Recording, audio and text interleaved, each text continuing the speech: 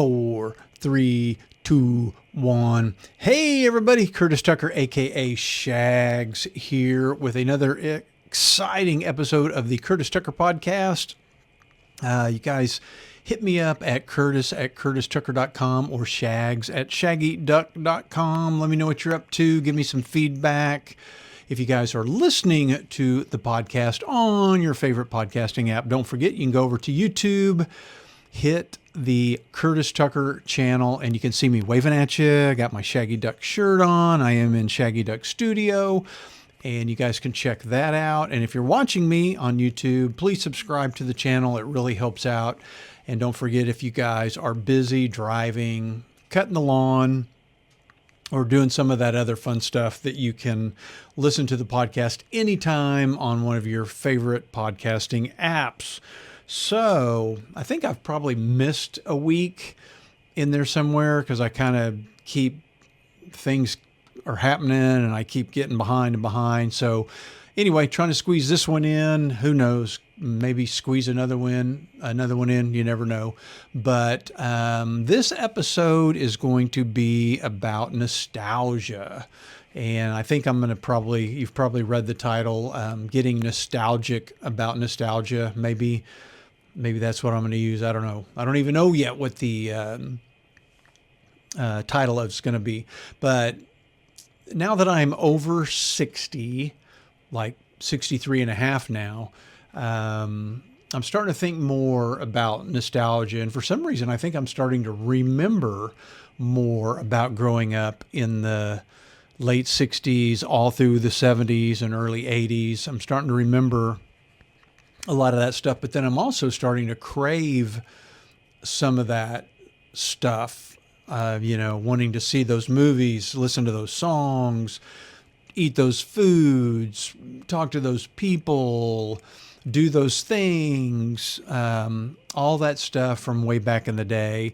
And so, my question to you guys is what, if you're in your mid to late 50s or over 60, what are you guys the most nostalgic about? Like, what are you craving, or what things do you consume on a regular basis that remind you of the 60s, 70s, or 80s? Let me know all that. I'm going to kind of go through the things that I've been craving and going through, or I don't know, I've got little stories about several different things from the 70s. So I thought I would throw all those together in one episode, because some of them I haven't ever done a podcast episode about, but I've talked about them on Facebook or maybe on the 70s Buzz podcast, but I haven't put them all together. So that's what I'm going to do here. So a lot of them are, what do I remember from the 70s that I've brought back, more recent? And a lot of this is probably within the last mostly 5, maybe 10 years. A lot of this stuff I have dug up and brought back and all that good stuff. So anyway, you guys will kind of understand as I get going. In my mind, might be a quick episode, but every time I think I'm going to do something that's going to be a quick episode, it turns out to be a longer episode. So I don't know how long this episode is going to be. But so let's go back. Let's think, for me, of course, do the 70s Buzz podcast, and I do a lot of Facebook posts about the 70s, and I'm always talking about the 70s and writing songs about the 70s, and I'm trying to get the book written, the Banana Seat Squad, about the 70s. And so just based on that book alone, I always think about my banana seat bike. I only had one banana seat bike when I was growing up. Before that, I think it was just kind of a rinky-dink bigger bike. No, maybe I didn't have a bike. Maybe the banana seat bike was my first bike. And then after my banana seat bike, after we changed them to BMX bikes, I think a 10-speed or 5-speed or whatever my mom could afford was my next bike. So I only had one banana seat bike, and I remember it. I mean, and it was mid to late, probably 78,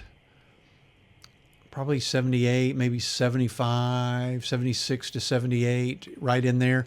But so I remember my mom getting me my banana seat bike for Christmas, and it came from Otasco, Oklahoma Tire and Supply Company. And at the time, and as I grew older, I couldn't remember the name of the bike or the brand or the description or anything. I just knew in my brain, I knew exactly what it looked like.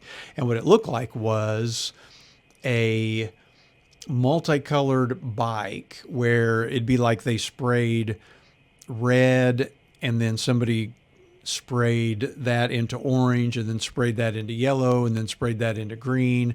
And so it was like almost a rainbow of spray all over the bike, all over the metal body of it. And then the seat, the banana seat, was a vinyl banana seat, as most of them were, but the design on the seat was denim. So if you were standing away from the bike and looked at it, it almost looked like it had a denim seat on it when it was actually just denim pattern printed on vinyl. And so I remembered that for all these decades. I've remembered that for decades. And I've looked, I've found stuff from the 70s. I've dug up stuff from the 70s, and I would search high and low. I would look in stores, antique shops. I would search for the description of the bike online. And for decades, I could not find anything out about my banana seat bike other than what was up here in my memory. And then one day, and I think it's probably been 2 years now. I don't know the exact date, but I was sitting right here in Shaggy Duck Studio, and I was just scrolling Facebook like I do. And I saw a banana seat bike whiz by really quick, and I stopped because I promise you, I only got a snippet of it. I didn't, stay on it very long. I just caught a snippet of it. But in my mind, I thought, wow, that kind of looked like what I thought my banana seat bike looked like. So I scroll back up, and it is a banana seat bike on Facebook Marketplace. Well, a lot of times you'll see cool things on Facebook Marketplace, but they'll be, in a town 100 miles away or 75 miles away or whatever. But I looked at it and I thought, that looks exactly like my banana seat bike. After all these years, all these decades, I'd never seen a picture of it. And this was a photo. Somebody had the bike and took a photo of it and was selling it. And so I look at the city and it says Enid. And I'm like, you got to be kidding. So somebody in Enid has a replica from the 70s of my banana seat bike, and they're selling it. And it was listed at $100. And I look at the name, and it's a guy named George Gordon. Well, I know George Gordon. He kind of deals in antiques and retro things. He goes to auctions and garage sales and buys them and turns around and sells them online and in his booth. And he literally lives 2 blocks right over there. So I messaged him real quick, told him I wanted the bike. He said, cool, come get it. I walked 2 blocks over to his house, told him the whole story and it was, when I walked up, it's got a little bit of rust and the tires are flat and the grips are missing from the handlebars. But other than that, and I don't, it's out in the garage right now. The seat isn't really torn up or anything. The seat's in great condition. The overall bike is in great condition. Except for a little bit of rust here and there. And like I said, that other stuff. But it was freaking my bike. And so he knew a little bit about it, but having the bike and reading the stickers on it and everything, I was able to find information about it online, and I don't have all the details in front of me, but it was an Otasco something flyer or something like that. And, I have finally tracked down all of this stuff. So anyway, it is sitting in my garage right now. I'm thinking about, I don't know that I want to return it to new condition. I kind of like the patina and the just the look of it, like it could be my bike from the 70s. I know it's not, because I painted mine black and took everything off of it and made it a BMX bike. So I know it's not mine, but it looks exactly like mine would have had I kept it from the 70s. So I'm thinking about getting it, cleaned up and restored to a point where it's just clean, it's rideable, looks good, and all that. So that's the first thing. I thought that was pretty cool, that I now own an exact copy of my banana seat bike. Another thing that just happened not too long ago, I don't know, we may be going on a year now, was my Kalamazoo guitar. And so if I've got a collection of guitars here in the studio, and I had bought my fourth guitar. I decided I wanted to buy a Telecaster, because I've got a Fender American Stratocaster. I've got a Les Paul copy, but it's made by a company that Gibson owns. And I've got an acoustic electric. So I thought, I'm going to buy a Telecaster. Since so many people have Telecasters, I want to figure out what it is about Telecasters that people like. And I also wanted to get kind of a plain one, because I'm thinking about doing some art, making it an art piece. So anyway, so I bought it, but after I bought it, I got to thinking, because of the other nostalgic things that I had been collecting, I thought, I wonder, I'd never really thought about it before until I got my fourth guitar. I thought, I wonder if you could ever find an old Kalamazoo. So I got online and started looking, and actually started finding information on my old Kalamazoo, and they were actually made in the 60s, and they had a couple of colors. I know there was red, mine was red, and they had like a baby blue, and I think there might have been one other color, and then some of them were dual pickup and some of them were single pickup, and mine was a red with two pickups. And I actually found two Kalamazoo red double pickup guitars on like eBay and somewhere else. And one was $500 and one was $1,500. And I thought, there's no reason to buy one of those, but at least now I know that there's some out there should I ever want to, and all this. And so I posted about it on Facebook, and I think I posted a picture and said something like, yeah, I wish I had saved my Kalamazoo electric guitar, rather than getting rid of it. However, I don't even remember how I got rid of it. And I posted that on Facebook. So, a lot of my friends knew that was the guitar that I had. And funny thing is, timing wise, it was only a couple of weeks, a week or a couple of weeks after I posted that, I get a text from one of my old classmates here in Enid. And he said, I think your Kalamazoo guitar is down at Finger Pickin' Good. Well, Finger Pickin' Good is the local used guitar shop. And I said, you got to be kidding. And so I ran down there, and I walked in, and up on their deal of used guitars, there was a red Kalamazoo double pickup guitar, pristine shape, looked exactly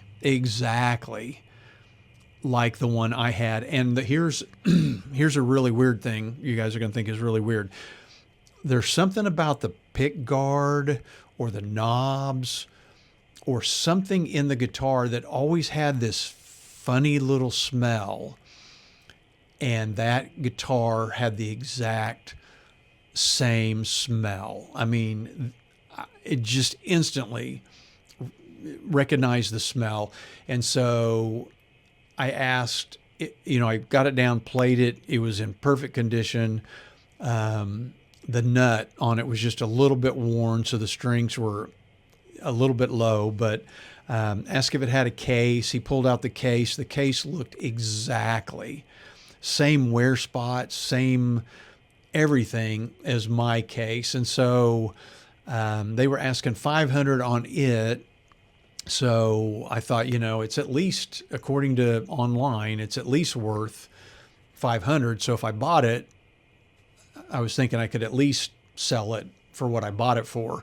So I went, just for nostalgia, I went ahead and bought it, and he gave me $50 credit because he also sells vinyl albums. And so I got $50 credit for vinyl albums. So I actually only paid $450 for it. But so I've got it in here.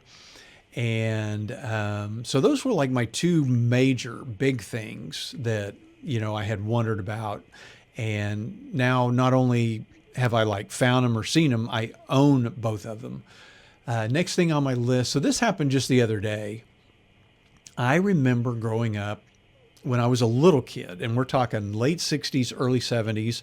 I always remember this Baby Ruth commercial from when I was growing up, that there was this kid eating a Baby Ruth candy bar, and he would look into the end of the Baby Ruth wrapper, and there was a candy store, and a little tiny candy store in the end of the Baby Ruth wrapper. And in the candy store was a candy store owner behind the counter selling candy. And like I said, this was like 55 years ago, the last time I saw that commercial. So, and I asked people about it, and I never found anybody that remembered the commercial. And I would search for it online, on the internet, on social media. More and more stuff gets uploaded all the time. And so I was always searching for it and never found it. But just a couple of weeks ago, on Father's Day, I wanted to play another thing that I remember from growing up in the late 60s and early 70s, because that was the time, the very last time I ever saw my dad was in the late 60s. And then my parents got divorced and he left and I never saw him again. And so there was this commercial, and it was an anti-smoking commercial, PSA, like father, like son. And this little boy and his dad are doing all these things together. And I always remember that they were washing a car together. And then at the end of the commercial, they sit under a tree, and the dad, there's a pack of cigarettes, and the little boy looks over, and, it's kind of like father, like son. And basically they're saying, whatever the dad does, the son's going to do, so don't smoke. But I always remember that commercial. And so I wanted to see if I could find that commercial to put it online for Father's Day. Well, I found it. It was on YouTube, I think. So I found the video, uploaded it to my Facebook page for Father's Day. And then for some reason later that day, I got to thinking, you know what? If I found that Father's Day PSA, or not, it wasn't for Father's Day, but non-smoking, I wonder if I searched hard enough if I could find the Baby Ruth commercial. So I started searching again. Well, bam, that Baby Ruth commercial, after all of these decades, 55 years, I've never seen it in 55 years. Bam, it pops up on, I believe, YouTube. So there's this organization now that is finding all these old videos and things, and I think they're somehow licensing them and uploading them to the internet, and then they put their logo on them. And then if you want to license them or use them, you pay them money, and then you can use it. So anyway, but there it was, the Baby Ruth commercial, exactly like I remembered. Blonde kid eating a candy bar. He looks in the end of it, and there's this little candy store. I mean, I couldn't believe it. The only thing that was a little bit different was, in my mind, the candy store was like modern, like probably, the commercial was in the late 60s. So in my mind, it was like a late 60s looking candy store, when actually watching the commercial, it's like a vintage, like a candy store from like the 30s or 40s. but not really that much different, a counter and all the candy around. I mean, I couldn't believe it. I mean, I just could not believe after all these decades that I was able to find that. And then again, let's go. I think it was probably a couple of years ago, because I had found my banana seat bike. I decided, we had three modes of transportation back in the 70s, and it was on your feet, on your banana seat bike, or on a skateboard.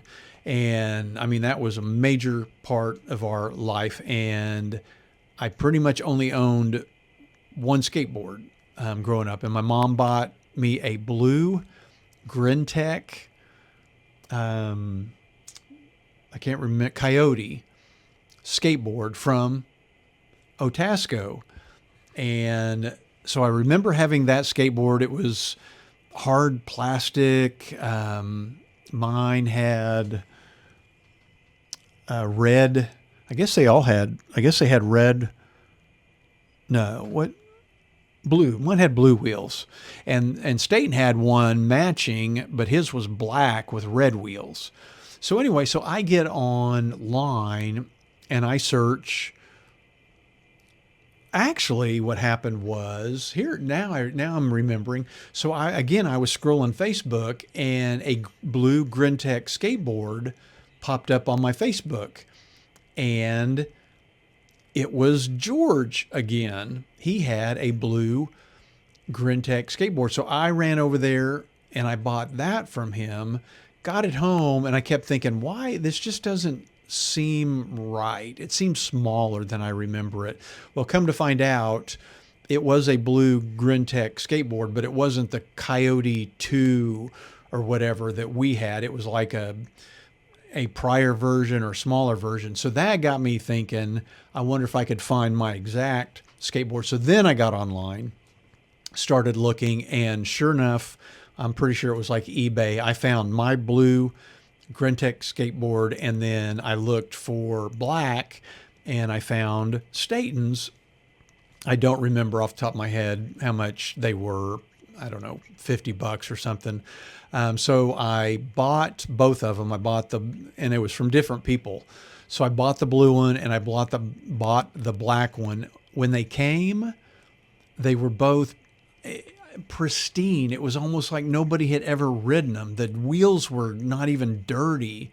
And so, I don't know, a little bit after that, Staten and Michelle came to Enid, and I gave Staten his skateboard back, and we took him out and we did some skateboarding down at the old hill that we used to skateboard on. So that was cool. So I've got my Grintech skateboard in here, and then I've got the other one that I bought. So I've actually got two different models. So I've got those right over here.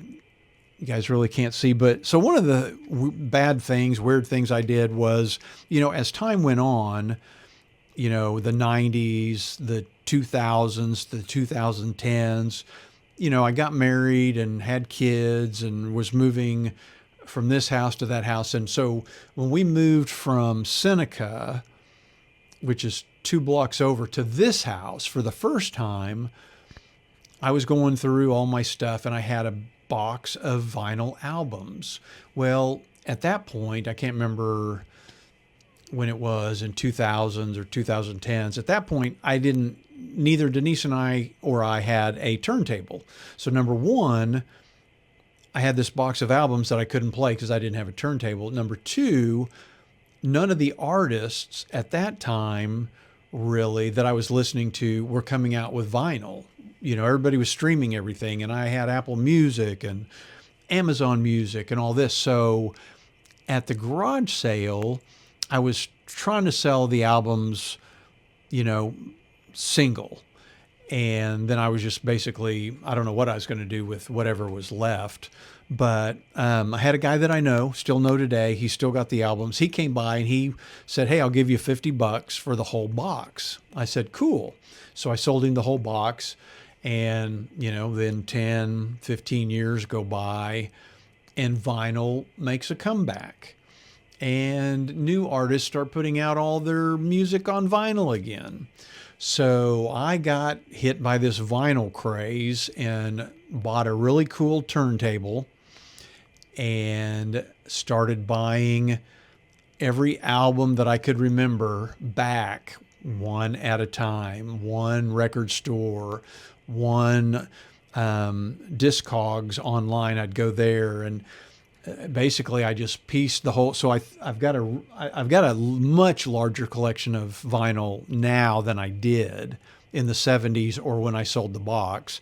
I'm only missing a few albums out of that box, but it was albums I could have bought them, but I never listened to them then, so I haven't bought them back. I've got, exact copies pretty much of even better copies probably of the albums that I had in that box. I have talked to the guy that I bought the albums from, and they're in storage, and he's been busy with stuff, but I'm thinking about buying the whole box back from him just to say I have them, that I've got my own albums, even though I've got copies and even newer versions of everything here.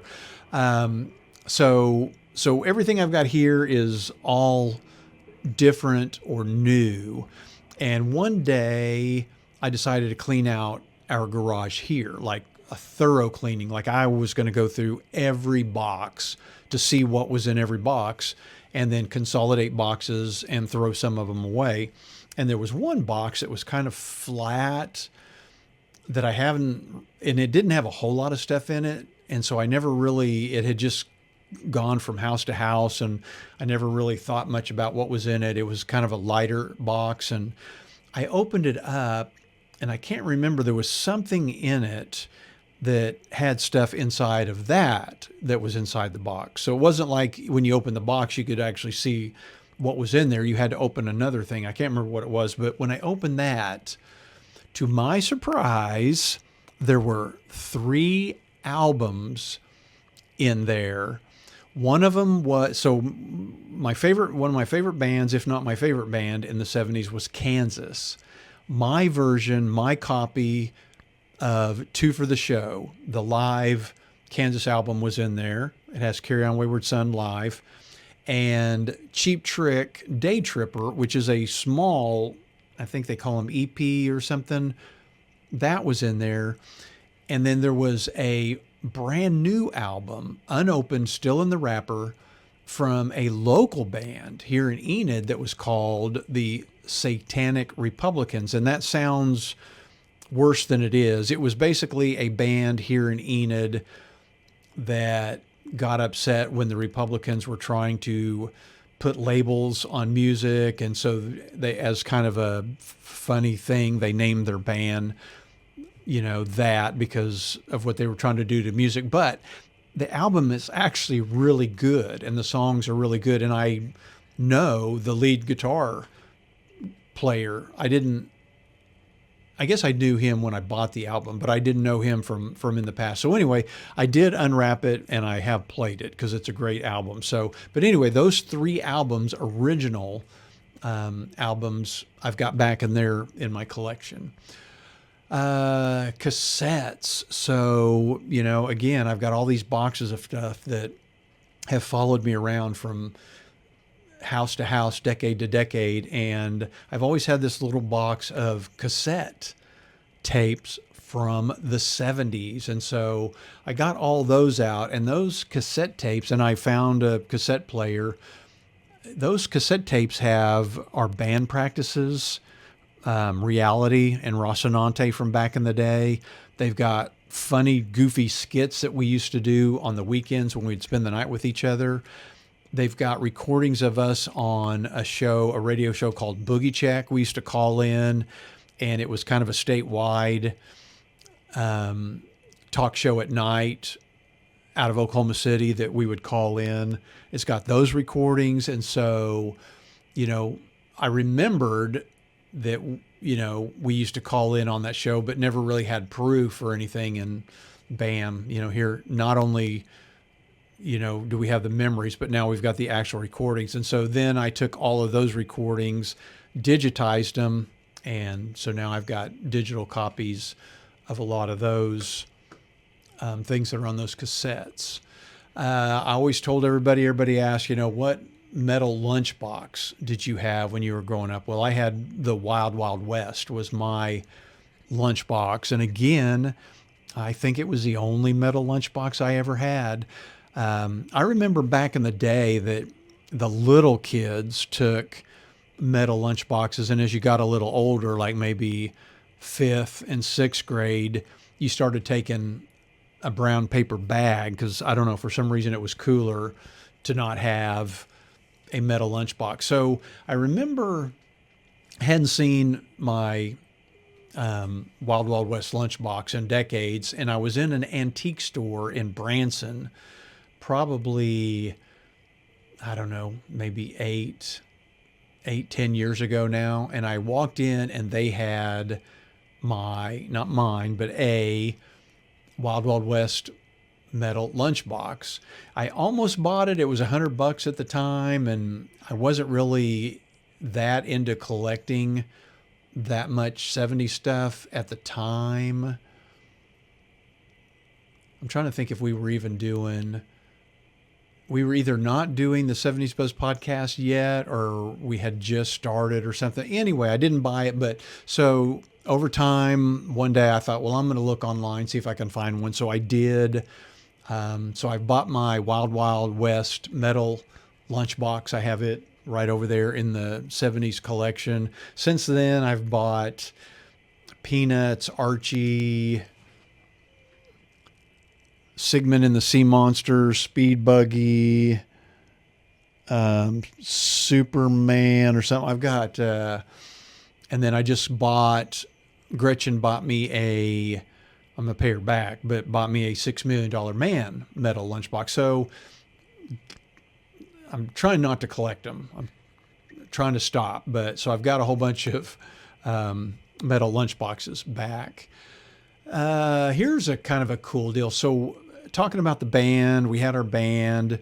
We were kind of a cover band, played a lot of Kansas, a little bit of REO, Thin Lizzy, BTO, groups like that. And then every now and then it seems like I would get kind of a riff or something, and we'd all get together. And so we probably wrote 3 or 4 songs. And there was one song that we really liked, called Midnight Dreamin'. And that's the one that we played a lot. And we played it to try to get in on the high school talent show, which we did not make because we played it too loud. And one teacher said we were too loud and gave us just a low enough score that we didn't make the talent show, which is pretty disappointing. But anyway, so I've had the music,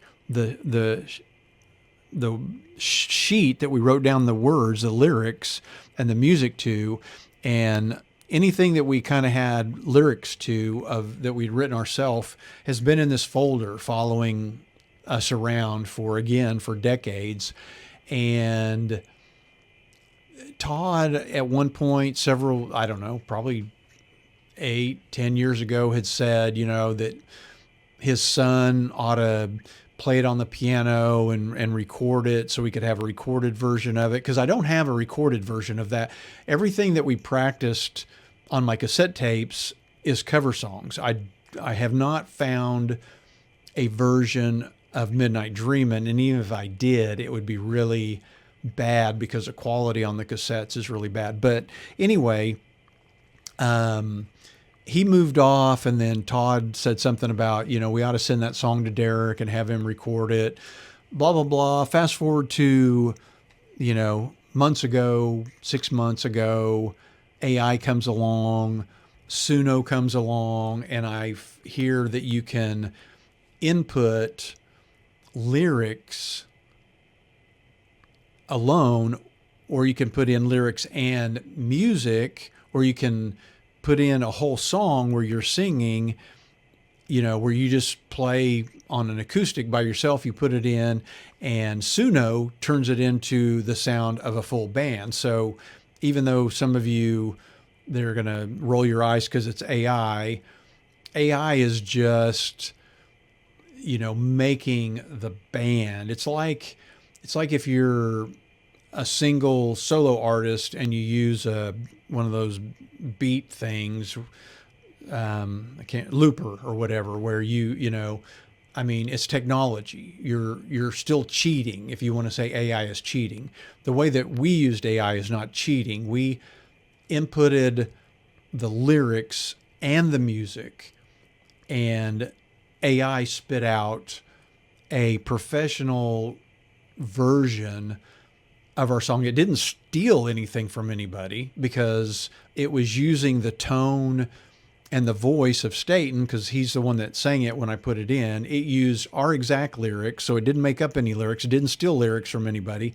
Our exact notes, because Staten played it on an acoustic guitar, so it knew exactly what the notes were. So AI just recorded in a professional sounding way a song that we had already created.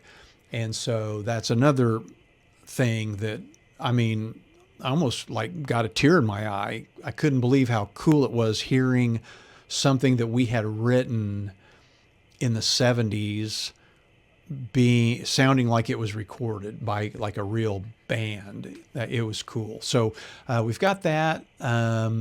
Here's another thing. So my family has lived in Enid since 1900. My dad came to Enid because he was in the Air Force in the late 60s, met my mom. They got married. They got stationed at some bases. While they were stationed in San Antonio, I was born. So I was born in San Antonio. Then we did some base hopping, ended up in Turkey. I spent several of my first years in Turkey.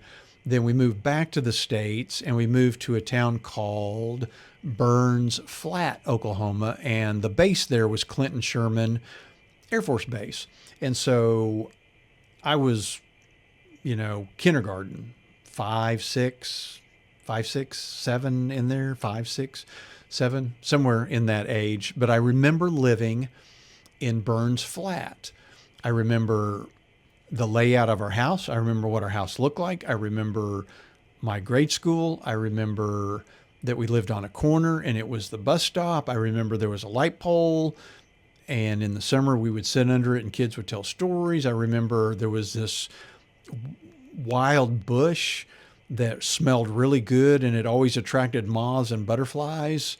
So I had all these memories of living in Burns Flat. And then Burns Flat was the last place I remember, or really the only place I really remember my dad. We would play catch out in the front yard, and then that's where he did his thing, and my mom left him and moved us from Burns Flat back to Enid, and then he got shipped off to Nebraska, and they got divorced, and I never saw him again. So I kind of always had this, I don't know, kind of family good feeling. And I had a best friend, like the first best friend I can remember was on the base. So one day I thought, with all the technology that we have and Google Street View, I thought, I wonder if I could find my house on Google Street View. So I go to the Google Maps and I go to Burns Flat. And here's the thing is, I remember where we lived versus where the school was, because I knew that we lived on a corner that was on the street that went straight to the school, and the school was like downhill a little bit. So I pretty much knew the street. If I could find the school, I could find my house by just going to every corner until I found the house that looked like I remembered. And that's what I did. I went to Burns Flat, dropped the little dude on Street View, went to the grade school, Will Rogers Elementary, and then I just started walking up the street, and at every corner, I would stop and look at the house on the corner until I got to the street that had the house that I lived on. And so there it was. So I've got pictures, I've taken screenshots of the house. I've never been back to Burns Flat as an adult, but I've been there on Google Images. So it's pretty cool. I've found my house in Burns Flat, Oklahoma, just from my memories. And then another thing on that is I always remember that dang bush. How, to me, in my mind, it was this big bush, and it had little tiny purple flowers coming out of it. And I say gray, but it had leaves, skinny leaves on it that weren't like green. They were like kind of an odd grayish green in my mind. And so I've always wondered what that bush was. Well, within the last year, I started looking, and come to find out, my neighbor right here in this house, like on the other side of Shaggy Duck Studio, he's got that exact bush in his yard. And so I've taken a picture of it. And if you can take a photo, and Apple will tell you, if it's an animal or a bush or a bird, it'll tell you what the picture is of. And so it told me it is a, let me find it, Vitex or a CHASTE tree. It's not a tree, it's a bush, but they're calling it a chasty tree, but it's of the Vitex variety. And I think it's kind of a lavender type thing. It's not like a lavender plant. It's like this big, it gets big. But anyway, so I have found that. I have tracked that down. And there was one right here the whole time. Next thing, let's see. Friends. So now there's one friend.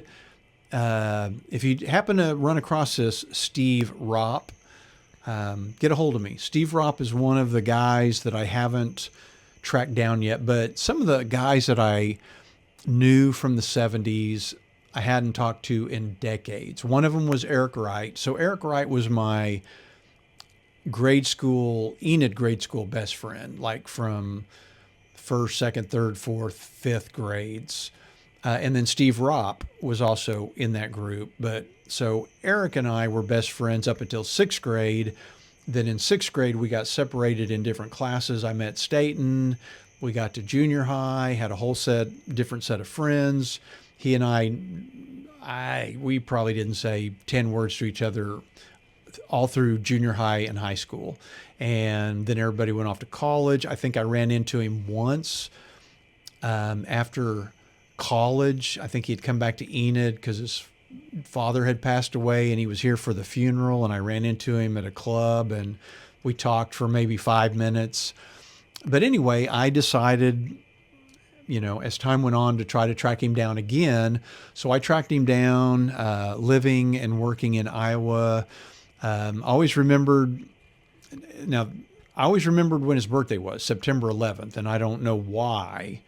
And it's not because of September 11th, because I remembered before September 11th, the, bombing, or the airplane tragedy. But so anyway, I started emailing him every year on his birthday. And so we have stayed in touch. Now, we haven't seen each other since that one time, which that was probably in the mid 80s. I haven't physically seen him since the 80s. But we're going to try to get together, meet in maybe Kansas City, but we email each other on our birthday every year. And then another guy was Mike Stearman, who left in the late 70s, maybe early 80s, had moved to Tulsa, but then we kind of kept in touch a little bit for a couple of years, and then he went off and we lost contact. And then when I married Denise in 98, I found him. Somehow I tracked him down, and I said, I invited him to the wedding, and he came, which was really cool. So we all got together, and that was in '98. And then we all kind of went our ways again. And I hadn't seen him for quite a while, maybe 10, 20 years. And then tracked him down again in Dallas. And Staten and I and our wives, we all met and had lunch. And then and then I had the same thing with him. I remembered his birthday, which was December 10th. So I started messaging him on LinkedIn. That was the only way I knew how to get a hold of him. And I would message him on LinkedIn on his birthday every year. And so he and I stayed in touch that way. And then that's how we met. Anyway, Staten and I went and met with him,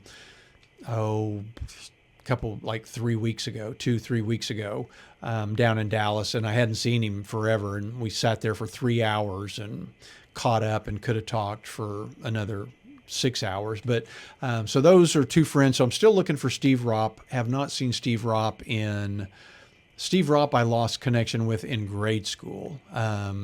He didn't even make it to junior high. So I don't know. I don't know if he'd even remember me. I would think he would, but you never know. So if you guys know where Steve Ropp is, his sister was Susan Ropp, have him get a hold of me. Movies, you remember movies, two of our favorite movies from the 70s was The Warriors and Phantasm. And those are just two movies that a lot of people at the time hadn't seen. Well, I've tracked those movies down. I have the DVDs. Not only do I have the DVDs of the movies, but I also have the vinyl of the soundtrack and scores of the movies. And of course, you can now find them both on streaming services. So I watch them, probably at least once a year. Warriors, I was probably watching two times a year, 2 or 3 times a year there for a little while. But now I think we got rid of that service where I could get to it really quick. And so now I don't watch it as much. When my grandma died, we went through her house and everybody was kind of saying, hey, I want this, I want that. And I remembered, so she had moved into my great grandma's house and basically kept everything from my great grandma, plus added all her stuff. She was a hoarder. I mean, a bona fide hoarder. And so, it took weeks to go through her house after she passed away. There was just a path, through her house to each room, but you couldn't deviate from the path because there was stuff piled up all the way. And it wasn't really trash. It was carpet squares and stuffed teddy bears and romance novels and garage sale stuff. And if you went into her living room, there was really no place to sit, So, but anyway, the one thing that I remember that my great grandma had was these 2 little Scotty dogs, a white one and a black one, and they had magnets on the bottom. And I used to play with them for hours as a little kid. And I wanted those. And we went through everything and could never find them. But since then, I have found 2 sets. So now I have 2 sets of the Scotty dogs. I don't think they're vintage. I don't think they're from the 70s. I think they still make them. But I've got those. And then here was, I always talk about the Gang of 5. We all lived on West Broadway. There was me, Staten, Brendan. We were all in Mrs. McMillan's class in 6th grade. And then there was David Rathbun and Jason Gilbo. We all 5 lived on West Broadway. Those 2 were actually, when we were in 6th grade, they were in 4th grade. But because we all kind of lived near each other. Those guys lived nearer each other than I did. I was the furthest one away, but we all played on West Broadway. So that was our Gang of 5. I don't think there is a known photo of all 5 of us together. I don't think anybody's parent ever took a photo. So we would spend our summers like constantly playing muscalines and riding our banana seat bikes and skateboards and going into Boggy Creek and going through the tunnels and, everything we did for like 2 or 3 summers. We built the maze.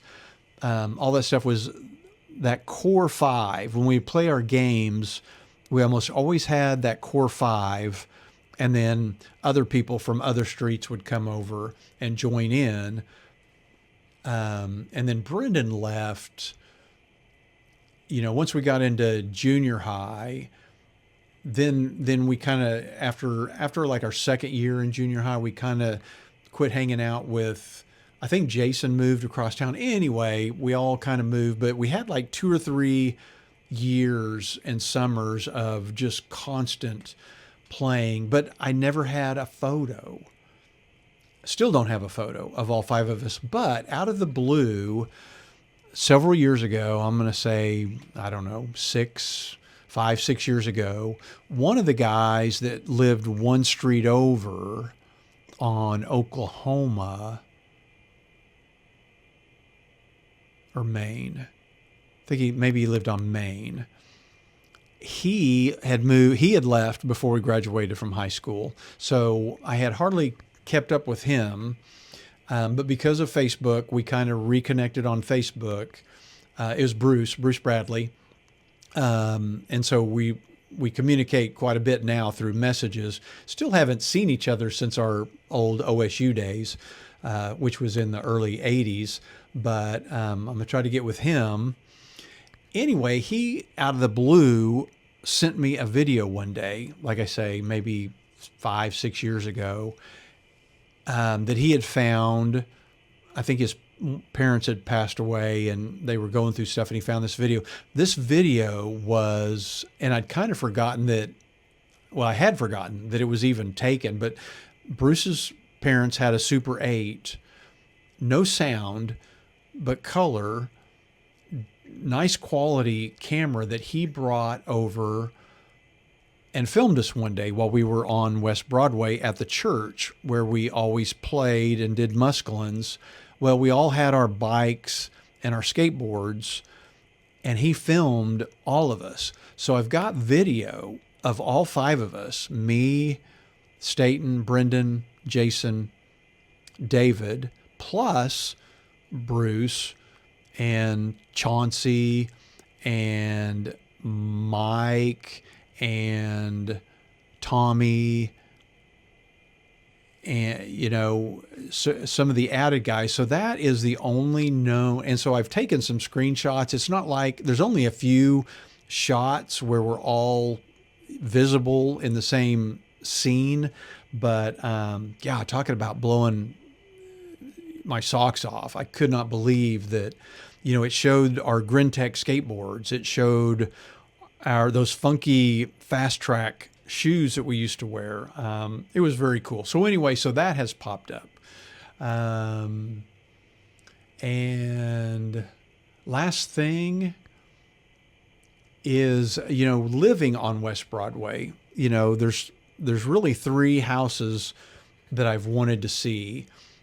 My old house on West Broadway, Staten's old house, and Brendan's old house. And so Brendan's house has been on the market several times over the decades, and I've gone through it probably 3 times since we were little kids. Gone through, taken video, taken pictures, especially of the 3rd floor with the round wall that we all signed.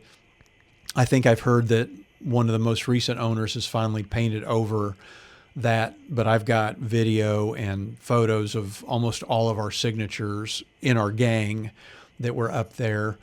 And then Staten's house, for some weird reason, the last decade or so, it's been on the market quite a bit. And one day when they were having an open house and it was empty, I went through it, and boy, talk about nostalgia. I mean, going through Staten's house, and it was the first time I had been through his house since they sold it and moved away, which was, I think, in the mid 80s, early to mid 80s. So that was cool. Now, my house on the corner of Broadway and Johnson, I have not been in since, gosh, the late 70s. I think we moved over to Grant either in 79 or 80. So it's been since the 70s since I've been in that. So I'm waiting for it to either go up for rent or for sale, and I'm going to tour it. Now that's going to be a super blast from the past, because that house on the corner of Johnson and Broadway is where so many of my 70s memories are. You know, I had the whole upstairs to myself. The whole upstairs was like a big playroom, a bathroom, a bedroom, and a walk-in closet with this kind of weird low ceiling. And the bedroom had one window, and it was kind of in this cutout area, and my bed would fit. It was a bunk bed. Some years it was a bunk bed, some years it was a single bed. But either way, it would slide into that space, so my head would be right up against a window. And I spent hundreds of hours just with my chin on that windowsill, looking out that window, and it faced east down Broadway to where all my buddies lived, but I could see my grade school, McKinley Grade School, I couldn't see their houses, but it was towards their house. But cars would zip by and kids would come by, you know, and I would see them and hear them, and people would be mowing their lawns, and you could hear the locusts, cicadas, I guess. And I just dreamed looking out that window, and I built things in that walk-in closet, all kinds of cool things. And it's where I lived when we saw so many movies and Saturday Night Live on television, and got things I got so many memories of living in that house. So I'm looking forward to hopefully one day getting to go back into that house. So that's kind of the main things that I've been nostalgic for. And so let me know what's on your list. What's something nostalgic that you are looking for, you haven't found, you can't remember, or what's something you did find and you've repurchased, or you've started watching or listening to. Just let me know some of that stuff that you've accumulated that was from the 60s, 70s, or 80s. Hit me up at curtis@curtistucker.com or shags@shaggydeck.com. Of course, this episode did go longer than I expected it to, but now I've got it all in one spot, and all those different little stories about how I've been getting nostalgic for nostalgia. See you guys later.